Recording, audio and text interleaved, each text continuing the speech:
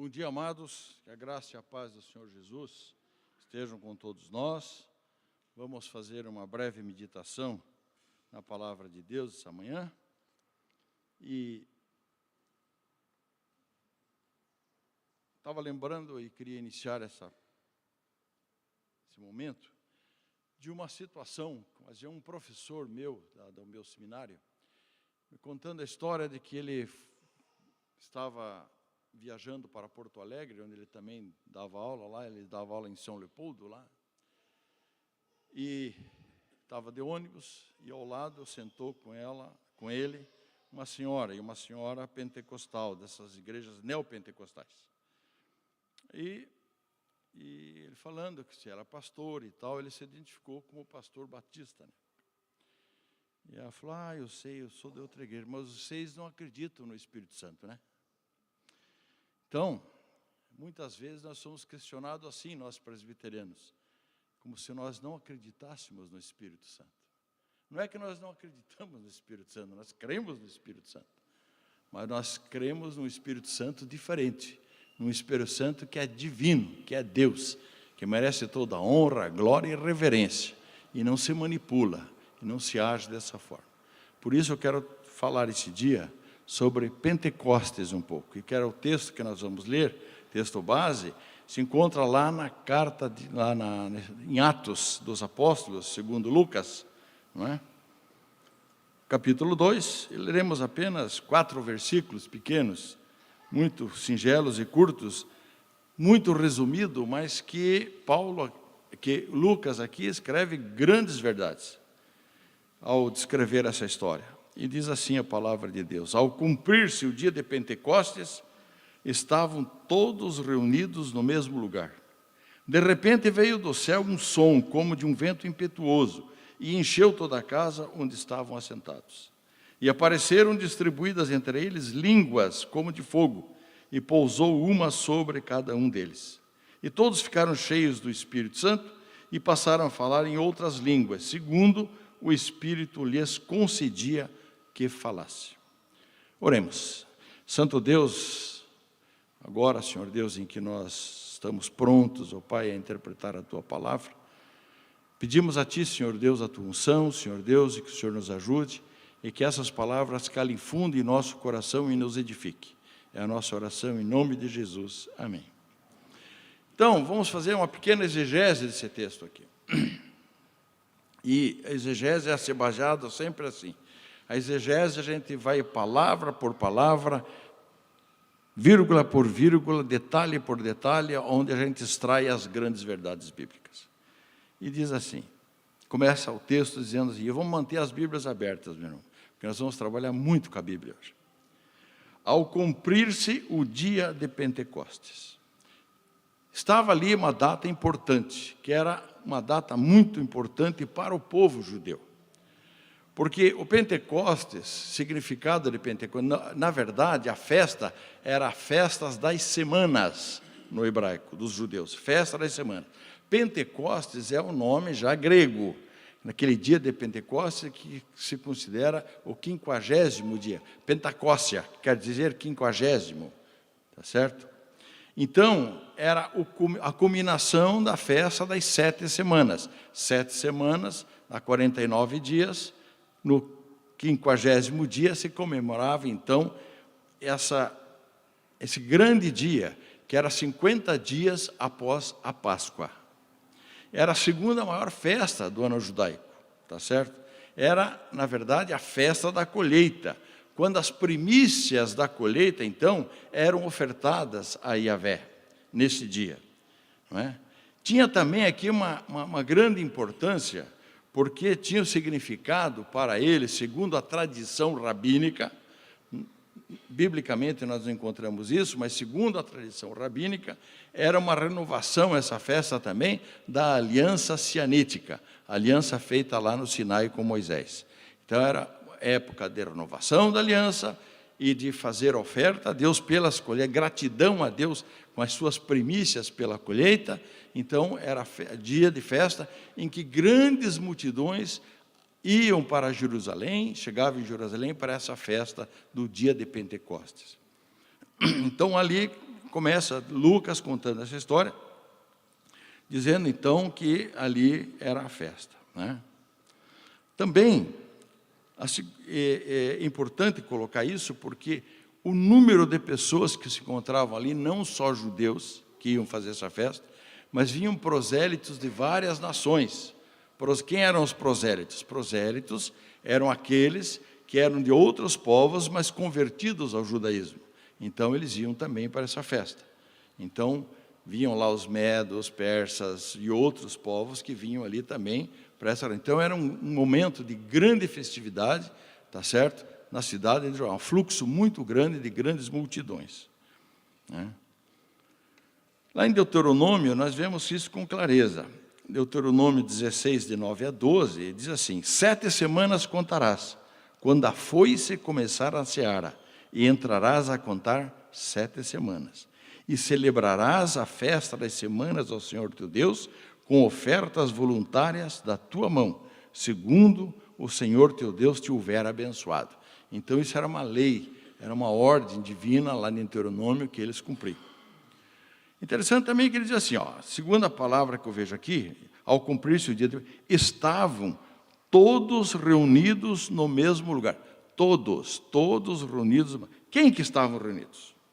Quem que eram esses todos? Quem nós podemos imaginar? Vejam lá no capítulo 1, versos 12 a 14, faz favor. Mantenha a Bíblia aberta em Atos aí. 1 de 12, então voltaram para Jerusalém, do monte chamado Olival, que dista daquela cidade, tanto como a jornada de um sábado. E quando ali entraram, subiram para o cenáculo, onde se reuniam Pedro, João, Tiago, André, Felipe, Tomé, Bartolomeu, Mateus, Tiago, filho de Alfeu, Simão o Zelote e Judas, filho de Tiago. Todos esses perseveravam unânimes em oração, com as mulheres, com Maria, mãe de Jesus, e com os irmãos dele. Muito bem. Quem que eram esses todos? Esses aqui. Então, esses todos que estavam onde? Qual lugar? No cenáculo. No mesmo lugar. É isso que Lucas está. Qual lugar? O cenáculo, onde eles estavam reunidos ali no cenáculo, né? Então, estavam todos ali. No cenáculo. Quem que estavam ali? Os apóstolos, os 12, as mulheres, Maria e os irmãos de Jesus, tá certo? Os irmãos de Jesus estão ali. Quem são os irmãos de Jesus? Tiago, José, Judas, Simão e as suas irmãs, não é? Como está lá em Marcos 6:3 descrito isso. Isso mostra que Jesus tinha irmãos e irmãs e que Maria tinha muitos filhos, pelo menos 7, nós enumeramos aqui. Jesus, mas esses 4 citados aqui são 5. E irmãs. Irmãs é mais do que uma, então no mínimo 7 filhos ela tinha. Então ela era uma pessoa abençoada, Maria era abençoada. E ali estavam todos, né? Também no capítulo 1:15, vejam bem agora no 15. Naqueles dias, tá certo? Levantou-se Pedro no meio dos irmãos desses, ora, compunha-se a assembleia de umas 120 pessoas.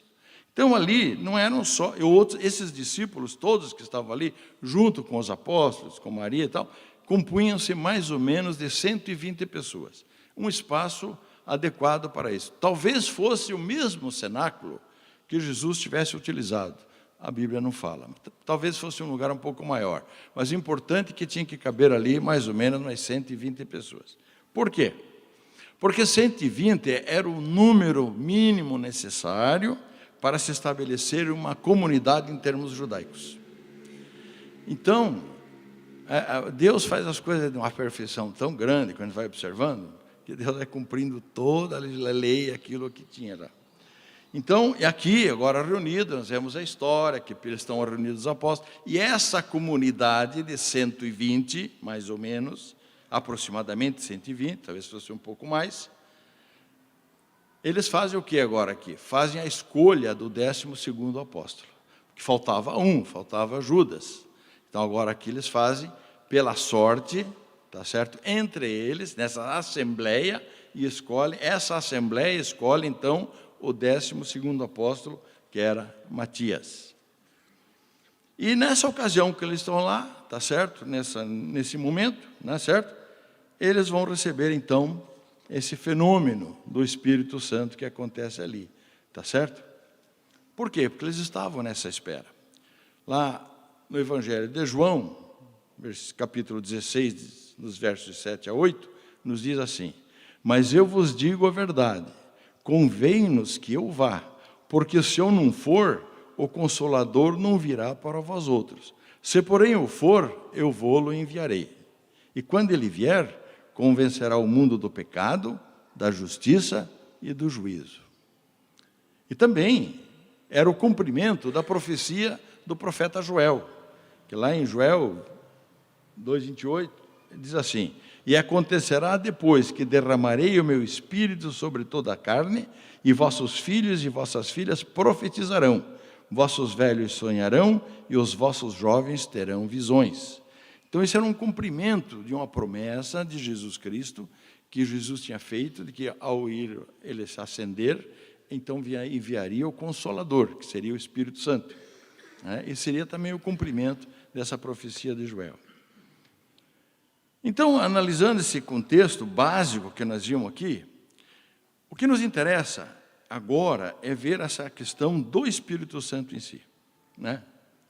Porque a falta de compreensão, muitas vezes, disso, e nós sabemos disso porque há 140 anos, aproximadamente, um pouco mais, surgiu um movimento carismático neopentecostal no mundo que usa como base doutrinária esse evento.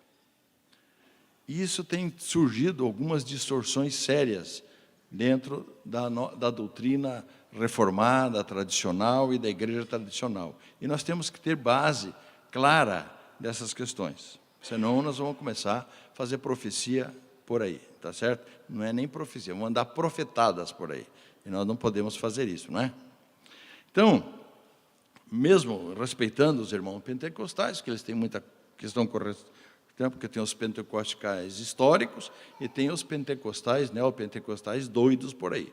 Então, agora virou uma salada russa nisso. Então, vamos colocar em ordem o que nós entendemos dentro da nossa doutrina reformada e da nossa visão. E aqui eu quero meter apenas alguns pontos das características do Espírito Santo. E a primeira delas é da invisibilidade do Espírito Santo. Porque diz assim a palavra de Deus, vê lá no versículo 2. De repente, ninguém estava esperando, de repente, veio do céu um som, como de um vento impetuoso. Como de um vento impetuoso. Não veio vento, não deu ventania, não deu temporal, não deu nada lá. Estava estático. Eles escutaram o som como de um vento. Como de um vento. Eles interpretaram como se fosse o som de um vento, entrando por uma fresta, uma coisa assim. Como nós escutamos também o vento quando sopra. Não é isso? Esse é o som que eles vão parecido com isso. Como é parecido, não quer dizer que seja igual. E eles viram esse som estranho, tá certo? E é interessante que aqui no momento que eles sentem isso, eles sentem a presença santa do Senhor entre eles. Nós também não podemos sentir o Espírito Santo. Não podemos ver o Espírito Santo, mas podemos senti-lo. Nós não vemos o Espírito Santo, mas podemos sentir, podemos tentar entendê-lo. Porque nós não vamos entender nunca o Espírito Santo, mas vamos tentar pelo menos entendê-lo, não é? Mas podemos sentir então aquele mover do Espírito em nós. E Lucas então, quando descreve essa teofania, ele afirma aqui que era uma ação divina quase que palpável, porque ele afirma que essa presença encheu o lugar, tá certo? Vejam bem, encheu toda a casa. Então, eles sentiram essa presença santa de uma forma, uma teofania milagrosa que aconteceu ali, tá certo? E isso gera a presença do Espírito Santo, um quebrantamento muito grande nas pessoas. Isso, sabe o que significa? Avivamento. Isto é avivamento. essa presença santa do Espírito Santo, em que nos convence do pecado, do juízo e nos leva a adorar a Deus. O avivamento é isso. Então, aqui era uma realidade perceptível, palpável para eles, mas invisível aos olhos humanos. Nós podemos sentir a presença do Espírito, podemos sentir a ação que o Espírito Santo faz em nossas vidas, não é? Porque essa presença inunda os nossos corações e nos conduz para quê? Para um relacionamento íntimo com Deus. E esse relacionamento que o Espírito Santo causa em nós, mesmo com a sua invisibilidade, com esse sentimento que nós temos, ele é tão íntimo, essa intimidade que ele nos leva para Deus é tão íntimo como o Filho se relaciona com o Pai. Paulo, lá na sua carta aos Romanos, capítulo 8, verso 15, vai nos dizer o seguinte: porque não recebestes o espírito de escravidão para viverdes, outra vez atemorizados, mas recebestes o espírito de adoção, baseados no qual clamamos, Abba, Pai. O próprio Espírito testifica com o nosso espírito que somos filhos de Deus. Então, essa experiência única, sentida pelo crente, em que você recebe a adoção de Deus como filho de Deus, tá certo? E aí podemos então chamá-lo de Abba, Pai, não é isso? Isso o que é? Batismo pelo Espírito Santo. Isto é batismo pelo Espírito Santo. Então, portanto, quando nós somos tocados pelo Espírito, no dia da nossa conversão, no dia do nosso batismo com o Espírito Santo, sabe o que é? É o nosso Pentecoste. Todo mundo aqui sofreu um dia de Pentecoste. Amém? Isso é Pentecoste. Então, nós temos esse selo do Espírito. O Espírito nos impulsiona, tá certo? É o momento em que nós somos selados pelo Espírito, somos impulsionados em direção a Deus. É a graça irresistível de Deus. Tá certo? Querendo ou não querendo, vai. Porque o Espírito Santo assim convence do pecado, do juízo, tá certo? E vem o arrependimento, e vem a conversão, e a partir daí você é nova criatura, nasceu de novo, e está tudo bem. Tá certo? Isso é batismo pelo Espírito Santo. Isso é importante a gente entender. Porque daí para frente, nós começamos o quê? O que o Espírito vai fazer conosco? Vai nos ajudar no processo de santificação. Então, essa é a ação que o Espírito Santo, que vive em nós, não é? E isso é uma experiência única. É uma experiência única. Nós não vimos o Espírito Santo, mas somos tocados e sentimos pelo Espírito Santo. Isso é o Espírito Santo de Deus. Nós temos essa sensação. Alguns podem não ter sentido isso, porque não lembram. Que às vezes você pode ter sido tocado e convertido, ter um Pentecostes, pode ter sido dentro do teu ventre materno, tá? Você já pode ter nascido já, tocado pelo Espírito Santo. Não é? Nós já vimos isso, tá certo? Não é? Não vimos isso? João Batista não tinha Espírito Santo já antes de nascer? Acontece, pode ser. Mas aqueles que tiveram uma conversão mais tarde, mais tardia, sabem exatamente. Eu, pelo menos, sei o dia, a hora e o momento que eu fui tocado pelo Espírito Santo. Tá certo? Então, eu tenho essa noção clara. Tá certo? E feliz quem guarda isso, quem sabe disso, essa data. É o dia que você nasceu de novo. Na verdade, é o dia do teu verdadeiro aniversário. Tá certo? Que esse aniversário é eterno, tá? Esse vai ficar para sempre. Nasceu de novo. Né? Então, é o dia da conversão. E a partir daí, você está sendo santificado. Você começa a apresentar o quê? O fruto do Espírito, que Paulo vai descrever lá em Gálatas. Quem quiser depois pode abrir o livro de Gálatas, no capítulo 5 lá, e ele vai descrever o fruto do Espírito. Paz, longanimidade, benignidade, domínio próprio, etc, etc, etc. Que são o fruto do Espírito, que é o fruto do Espírito. Então, essa é uma primeira visão que nós temos aqui, clara, que Lucas aqui está descrevendo sobre o Espírito Santo. Mas ele vai além. Vejam lá, a segunda característica clara do Espírito Santo é a sua imprevisibilidade. Ele é imprevisível, tá certo? Lá no Evangelho do Senhor Jesus, segundo João, no capítulo 3, verso 8, ele vai dizer, ele faz uma analogia entre o Espírito de Deus e o vento, né? E ele diz assim: o vento sopra onde quer, ouves a sua voz, mas não sabes de onde vem, nem para onde vai. Assim é todo o que é nascido do Espírito Santo. O Espírito Santo, ele tem essa liberdade, ele é imprevisível, nós não podemos ter previsibilidade do Espírito Santo, né? O vento também é a mesma coisa, ele sopra onde quer, como ele quer, vem, vai, não é isso? Ninguém consegue controlar o vento. Consegue controlar o vento?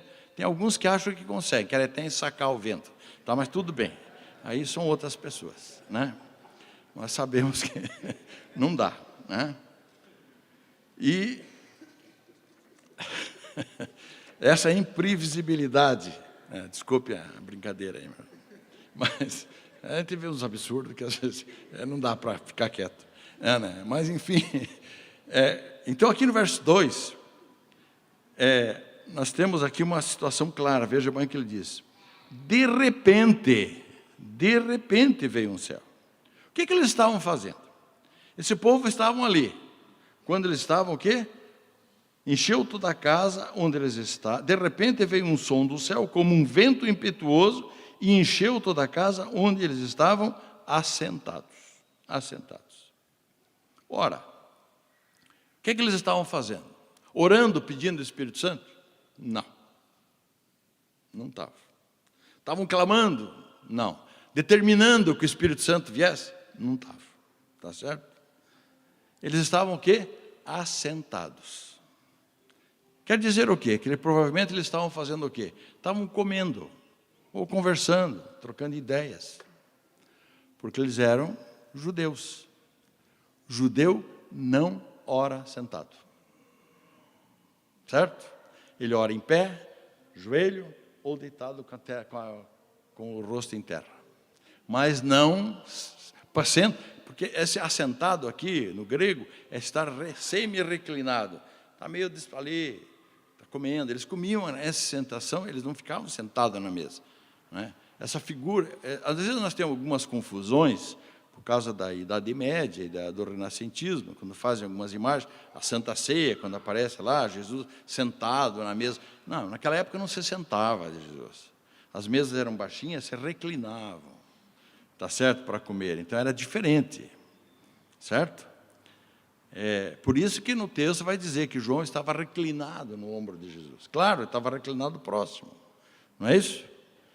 Então aquela ali que Leonardo da Vinci pintou e tal, aquilo é a cabeça dele, mas não é real aquilo, tá certo? Então nós temos que ter às vezes essas imagens nos confundem um pouco.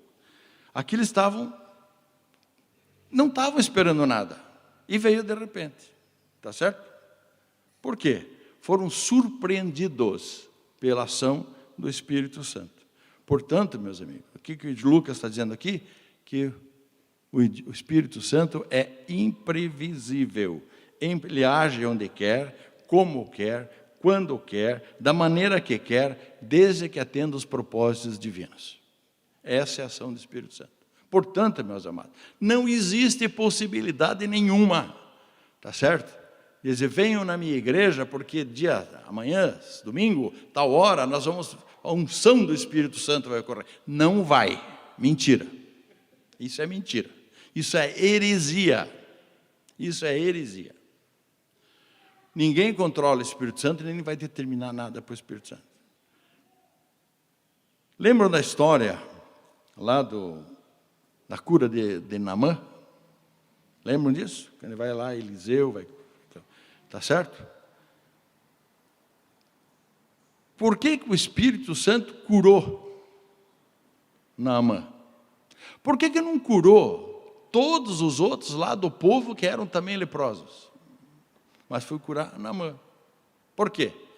Porque ele cura quem ele quer, quando ele quer, do jeito que ele quer. Ou não é isso?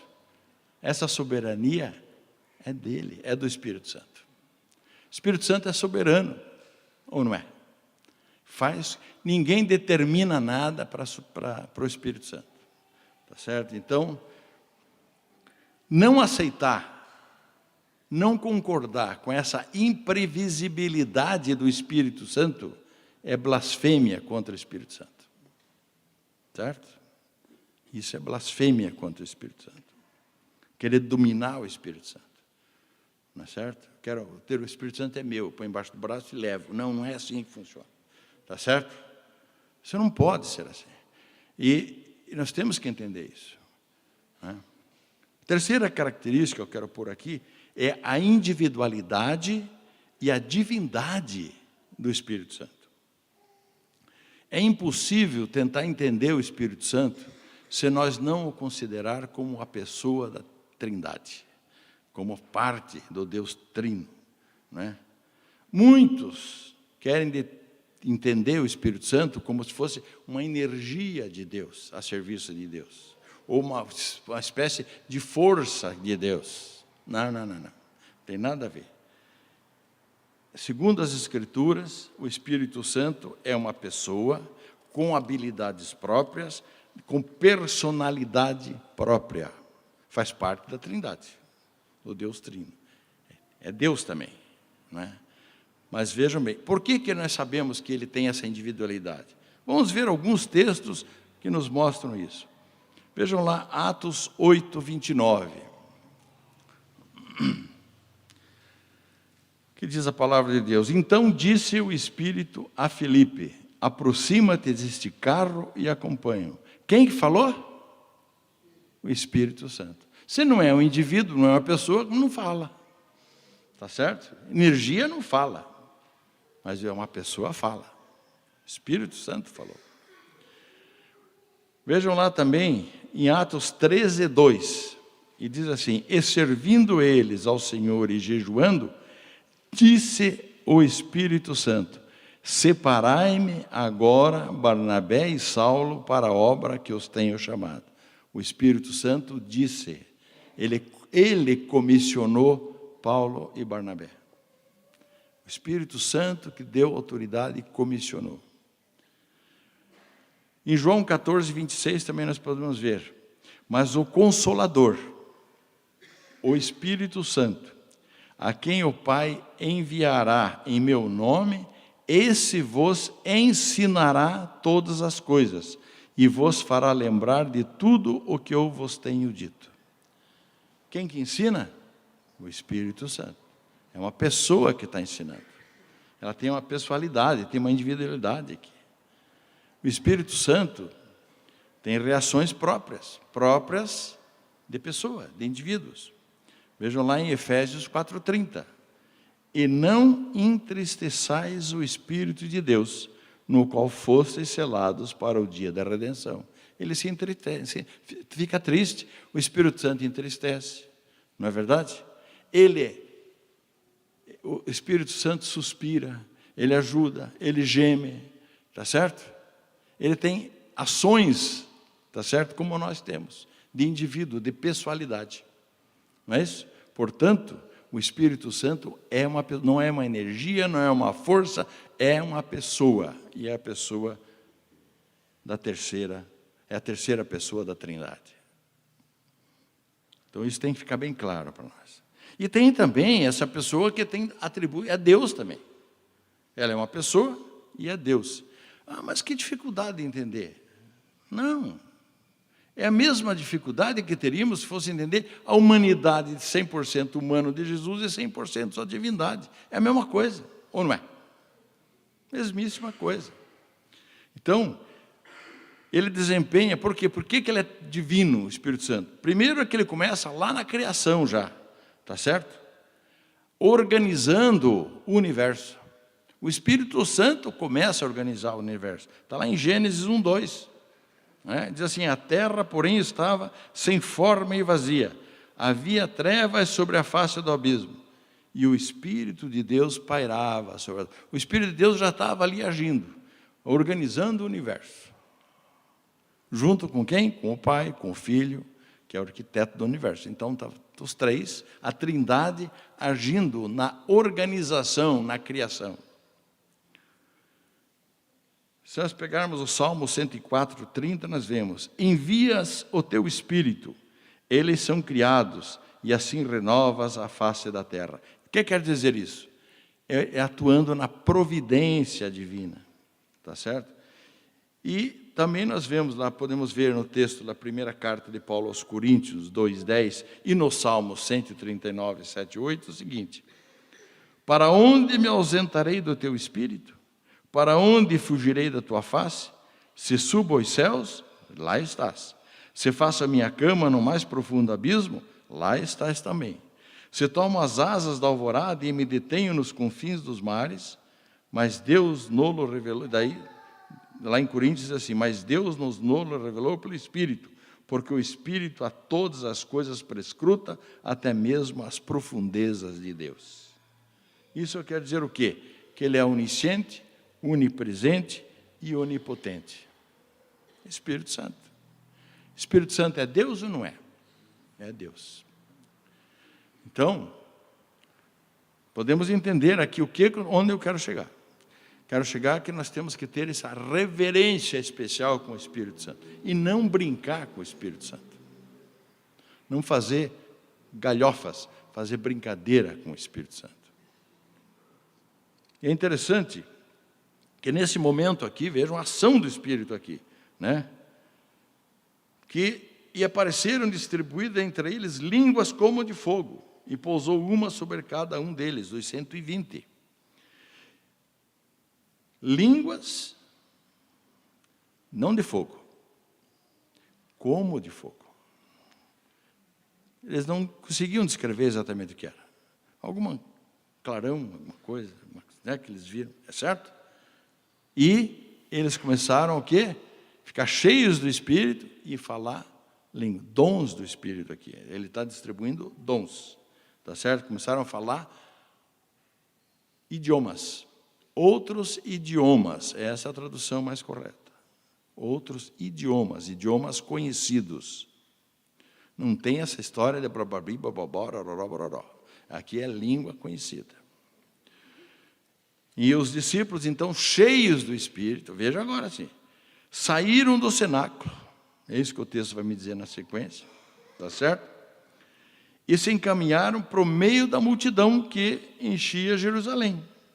Tá certo? Jerusalém não estava cheia. Na sequência do texto nós vamos ver isso, que Jerusalém estava cheia, tinha uma grande multidão, e os discípulos, então, cheios do Espírito, saíram fazendo o quê? Falando o quê? Estavam falando em outras línguas. O que eles estavam fazendo com outras línguas? Nada de pregar. Eles estavam louvando a Deus. Estavam glorificando o nome de Deus. É isso que eles estavam fazendo. E isso chamou a atenção. Quem é esse povo que eu estou entendendo na minha língua e ele está louvando a Deus, glorificando a alegria? Amados, esta é a mesma alegria que você sente no dia do batismo do Espírito Santo. Quando você converte, você não consegue ficar quieto de louvar a Deus, de agradecer e testemunhar, ou não é isso que acontece? Você tem uma alegria, esse é o primeiro amor, aquele amor enorme que você tem. Ou não é isso? Mesma coisa eles sentiram aqui. Saíram louvando, testemunhando com alegria, e isso deixou a população perplexa. Tá certo? E qual era o objetivo disso? Qual era o objetivo de Deus em fazer isso? Tá certo? Deixar o povo curioso. Para quê? Para que Paulo pudesse reuni-los e pregar o Evangelho. Certo? E o que Paulo aproveitou a oportunidade e fez. E quantos foram batizados naquele dia?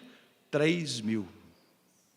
Então, a ação daquele falar em línguas, daqueles idiomas, tinha um objetivo claro diante de Deus, tá certo? Em promover essa situação, para que Paulo, então, pudesse, né, pregar, tá certo? E aí, houve essas conversões. E aqui se estabelece exatamente o que o Espírito Santo está fazendo aqui. Está estabelecendo o início da igreja cristã. É isso que ele está fazendo, ou não é? Aqui se inicia, de fato, a igreja de Cristo, tá certo? E, irmãos, esse é um precedente único sem precedentes na história. Esse acontecimento é um fenômeno único, com um propósito definido, tá certo? Mas qual é a maior importância desse fato? Tá? Porque é a complementação da redenção. Do projeto de redenção de Deus é complementado com isso. Porque o primeiro acontecimento do plano redentor de Deus, o que é? A encarnação de Cristo, o nascimento de Jesus. Esse é o primeiro acontecimento do projeto de redenção de Deus. Depois nós temos a paixão, temos a morte, temos a ressurreição de Jesus, temos a ascensão de Jesus aos céus, e finalmente este é o último ato de redentivo, que é a descida e o batismo com o Espírito Santo. Faz parte do processo de redenção. Porque dali para frente, o Espírito Santo habita no crente. Habita no crente. Eu já expliquei uma vez, vou explicar de novo. Minha classe lá está acostumada a entender isso aqui. Todo o Antigo Testamento, nós vemos, o Espírito Santo agiu sempre, desde o Gênesis, como nós vimos. Está sempre agindo na história, porque Ele é Deus. Mas a ação do Espírito Santo, nós temos lá profetas ungidos, Samuel ungido pelo Espírito Santo, nós temos Davi ungido pelo Espírito Santo, Saul ungido pelo Espírito Santo. Então nós temos muitos profetas e sacerdotes e muitos personagens bíblicos ungidos pelo Espírito Santo. Com uma diferença clara. O termo usado, tá certo, lá no hebraico, é al. Al quer dizer sobre. Sobre. Isso quer dizer o quê? Que o Espírito Santo vinha sobre a pessoa, ungia a pessoa, mas também saía da pessoa. Ungia para uma determinada tarefa, e, como se for assim, e desungia, digamos assim, e ia embora. Tá certo? Saul foi ungido. Chegou a profetizar junto com os profetas. Então a Bíblia fala, Saul é profeta. E depois Saul perdeu o reino, porque não tinha mais o Espírito. Não é isso? Então era assim que funcionava. No Novo Testamento, após a ressurreição de Jesus, tá certo? Muda a condição, porque Deus envia então o Espírito Santo como Consolador, e é isso que Jesus explica ali em João, era necessário que ele viesse e fizesse todo o processo de ressurreição dele, de morte e tal, que quebrasse, cumprisse tudo aquilo que precisava ser feito, tá certo? E então agora o Espírito Santo poderia agir na vida dos homens. E agora muda a preposição. Não é mais al, agora no grego é is. E is, no grego, quer dizer dentro de. Então agora nós não temos o Espírito Santo sobre, mas temos o Espírito Santo dentro. E é por isso que uma vez batizado com o Espírito Santo dentro de, ele não sai mais, e portanto você não perde mais a salvação, ponto final, simples assim. Certo? Está explicadinho? Não precisa ter medo de perder a salvação. Não perde. Está certo? O Espírito, não tenha medo do diabo, não tenha medo de mandinga, não tenha medo de nada. O Espírito Santo está em você. E o Espírito Santo é maior do que qualquer um dele. Ele é Deus. Ponto. Paz de espírito. Paz. Durmam sossegados. Está certo? O diabo não tem mais poder. Não tem esse poder. Ele vai incomodar você, porque ele vai tentar te atrapalhar mesmo. Mas poder na tua vida, ele não tem. Tá certo? Fiquem em paz. Então, meus irmãos, essa ação que estabelece aqui a igreja, não é? É um acontecimento sem precedentes, é isso que eu quero dizer. Completa, então, o plano redentor. E como o plano redentivo de Deus, vejam bem, se é o plano redentivo de Deus. A encarnação de Jesus aconteceu quantas vezes? Uma. A paixão? Uma. A morte? Uma vez. A ressurreição? Uma vez. A ascensão aos céus? Uma vez. Se o batismo com o Espírito Santo também é parte do plano redentivo, é uma vez. Ponto. Então não tem essa história, perdi a salvação, vou lá ganhar o Espírito Santo. Perdi o Espírito Santo, volta de novo. Aceitei Jesus, vou aceitar de novo. Não existe isso. Então, pelo amor de Deus, crente presbiteriano reformado, numa situação de apelo, não vai de novo, fica quieto no teu canto, certo? Vai de novo. Não me faça passar vergonha, pelo amor de Deus, tá? É uma vez só. Então, e é interessante que os efeitos desse ato, assim como os efeitos da paixão, da ressurreição, da nascimento de Jesus, tem efeito para todas as épocas, o batismo é a mesma coisa. Ele tem efeito eterno, para sempre, tá certo? O Espírito Santo habita em nós. Portanto, meus amados, esse Espírito Santo que habita em nós, o que ele faz? Ele nos conduz, nos une, nos forma como igreja. E ele conduz a igreja, ele organiza a igreja, ele trata da igreja. É isso que o Espírito Santo faz. O Espírito Santo é a pessoa de Deus que cuida, que nos impulsiona, que organiza, tá certo? Então, nós entendendo bem essa questão de Pentecostes, não fique querendo outro Pentecostes e tal, não vai ter, tá? Já teve na tua vida, fique quieto. Então, nada de sair aí pulando, gemendo, balbuciando palavras ao vento, desconexa, desmaiando, andando de quatro, que é o espírito não sei o que do leão, e inventando profecias, profetadas, né? Isso não é coisa de Deus. Não é do Espírito Santo.